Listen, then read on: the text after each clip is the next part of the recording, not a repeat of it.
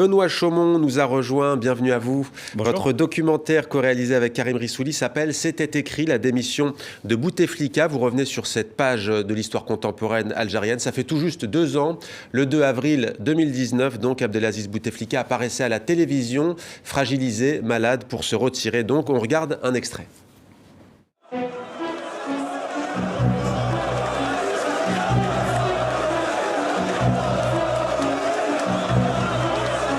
C'est quelque chose d'unique dans le monde, pas seulement arabo-musulman, mais dans le monde entier, d'un soulèvement populaire aussi immense, aussi serein, aussi pacifique.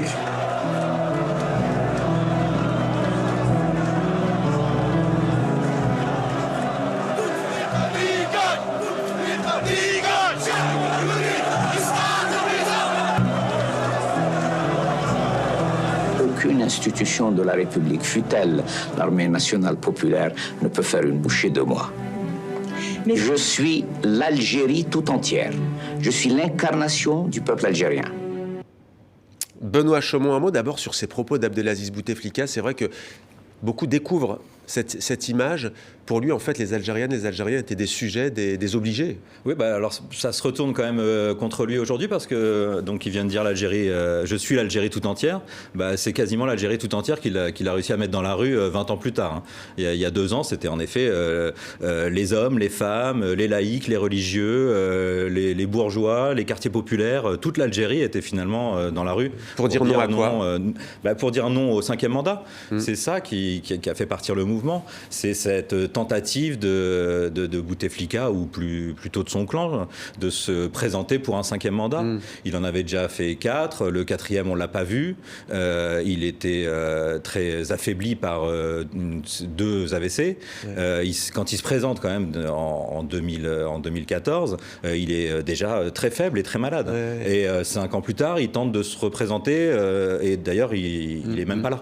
Il y a une scène surréaliste aussi, c'est la visite du président français François Hollande à Alger. En conférence de presse, tout le monde lui demande comment va le président algérien. Il dit je suis pas médecin et il prononce le mot alacrité, c'est bien cela? Oui, il s'en sort avec cette pirouette. J'ai jamais vu un chef d'État avec une telle alacrité, c'est-à-dire vivacité d'esprit.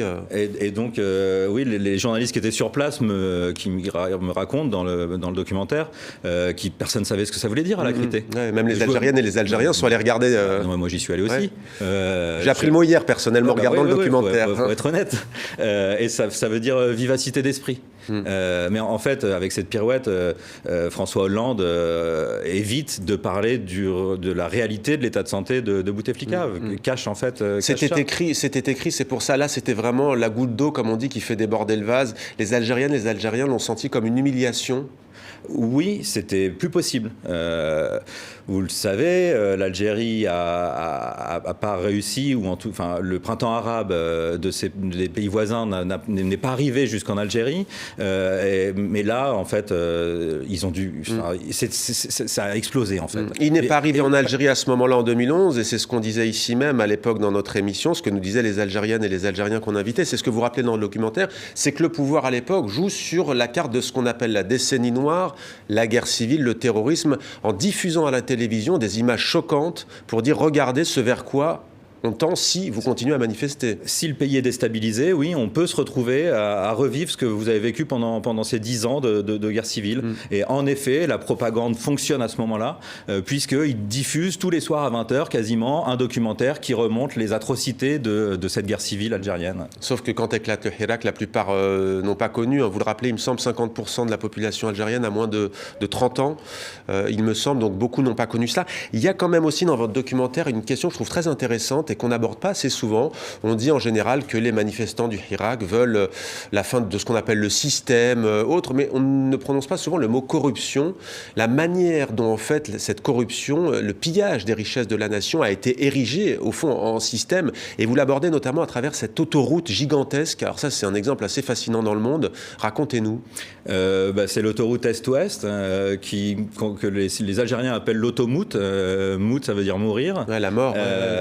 Et c'est je ne sais plus combien ça fait de kilomètres, mais... ça part d'Oran, ça va jusqu'à la Tunisie. Il a coûté beaucoup plus cher que le tunnel sous la Manche, je crois, avec des pots de vin à droite, à gauche. C'est l'illustration de la corruption algérienne.